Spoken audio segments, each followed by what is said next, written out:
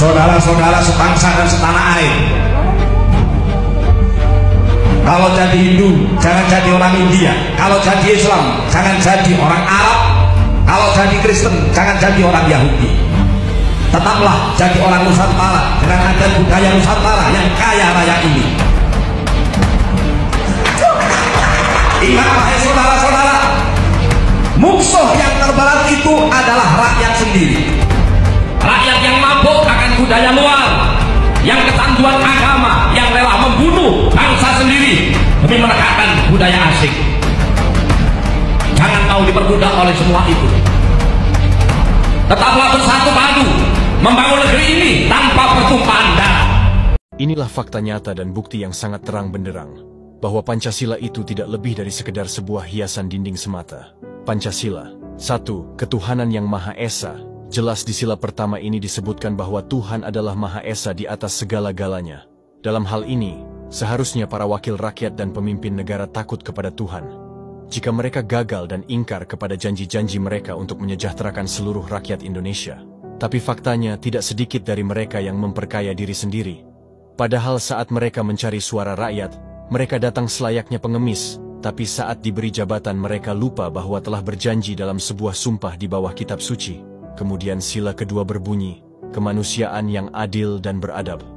Sejauh ini saya tidak menemukan adab yang baik dari pemerintah kepada rakyat, dan keadilan juga sangat sukar untuk rakyat dapatkan, kecuali membelinya dengan sejumlah uang.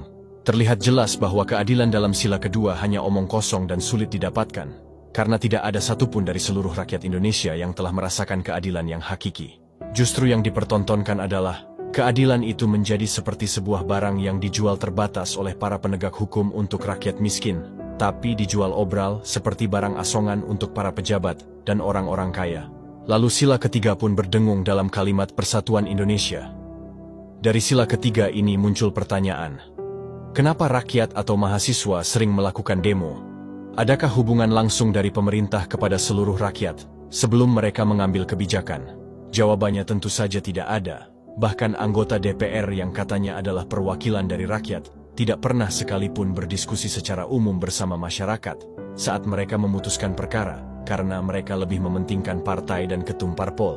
Selebihnya yang mereka tahu hanya kepentingan untuk perut keluarga mereka sendiri. Kemudian Pancasila keempat bersenandung.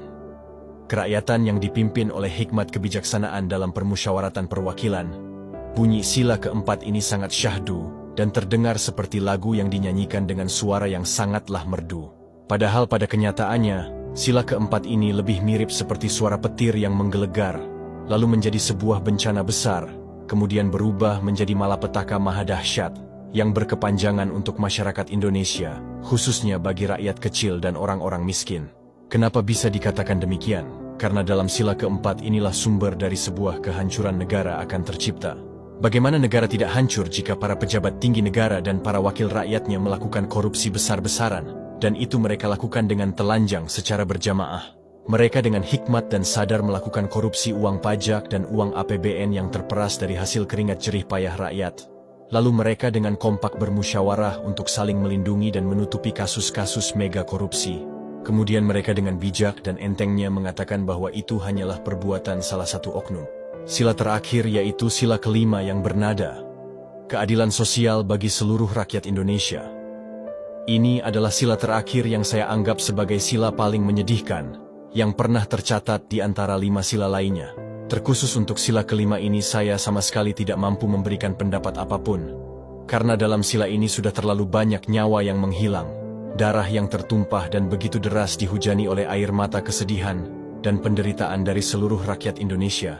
Jika kalian memiliki makna dari sila kelima, maka silakan kalian tuliskan arti dan alasannya.